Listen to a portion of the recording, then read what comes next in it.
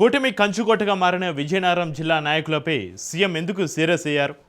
పనితీరు మార్చుకోవాలని గట్టిగానే వార్నింగ్ ఇచ్చారా? నేతల వైఖరిపై అసంతృప్తి వ్యక్తం చేశారా? ఇంతకు ఎమ్మెల్యేలకు ఏమని దిశానిర్దేశం చేశారు సీఎం?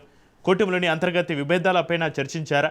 బీజేపీ రాష్ట్ర అధ్యక్షులు మాధవ్ సీఎం చంద్రబాబుతో భేటీ అనంతరం విజయనగరం జిల్లా నేతలతోటి భేటీ కావడానికి కారణాలేంటి? ఇలా అనేక అంశాలు ఉత్తరాంధ్ర రాజకీయ వర్గాల్లో హాట్ టాపిక్గా మారాయి.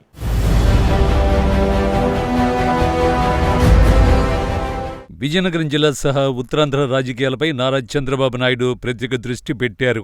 ఉండవల్లి క్యాంపు కార్యాలయంలో జిల్లా టీడీపీ ఎమ్మెల్యేలతో అర్ధరాత్రి వరకు జరిగిన సమావేశంలో ఆయన తీవ్ర అసంతృప్తి వ్యక్తం చేసినట్టు సమాచారం. జిల్లాలో పార్టీ పనితీరు ఆశించిన స్థాయిలో లేదని చంద్రబాబు వార్నింగ్ ఇచ్చారట.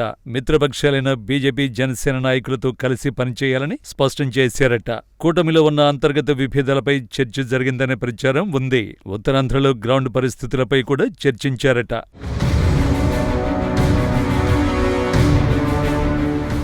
ఉత్తరాంధ్రలో భాగమైన విజయనగరం జిల్లా నేతలతో అర్ధరాత్రి వరకు సీఎం చంద్రబాబు సమావేశమయ్యారు. ఈ సమావేశంలో పలువురు నేతల పనితీరుపై అసంతృప్తి వ్యక్తం చేశారట సీఎం చంద్రబాబు. పార్టీకి కంచుకోట వంటి జిల్లాలో ప్రగతి చూపాలని దిశానిర్దేశం చేశారట.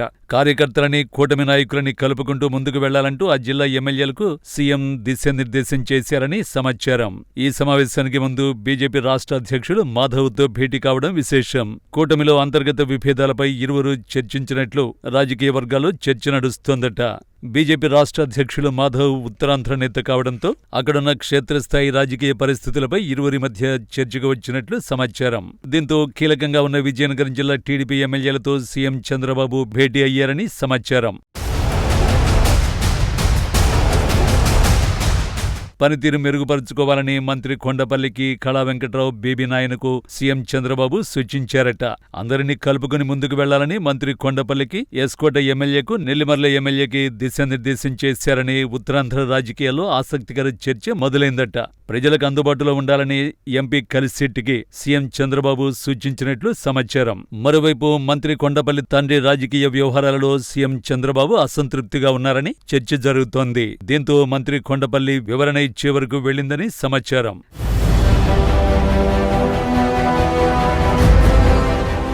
రాజధాని అమరావతి చట్టబద్ధత అనంతరం ఉత్తరాంధ్రలో కీలక పరిణామాలు చోటు చేసుకుంటున్నాయి. సీఎం చంద్రబాబు స్వయంగా రంగంలోకి దిగి ఉండవల్లి సీఎం క్యాంపు కార్యాలయంలో ఉత్తరాంధ్ర నేతలతో సమావేశమయ్యారు. ఈ సమావేశంలో సీఎం చంద్రబాబు కీలక వ్యాఖ్యలు చేశారని సమాచారం.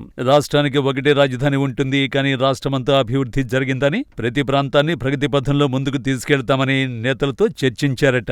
జగన్ గత ప్రభుత్వంలో 3 రాజధానులు ప్రకటించడం, విశాఖపట్నాన్ని రాజధాని చేస్తా అని చెప్పినప్పటికీ అక్కడి ప్రజలు కూటమికి విజయభేరి అందించారని గుర్తు చేశారట. ఇలాంటి సమయంలో విజయనగరం జిల్లా నాయకులు కొత్త చిక్కులు తీసుకురావద్దని సీఎం సీరియస్ అయ్యారట. కూటమిలో ఉన్న పార్టీల నాయకులని కలుపుకుంటూ క్షేత్రస్థాయిలకు వెళ్లాలని సూచించారట.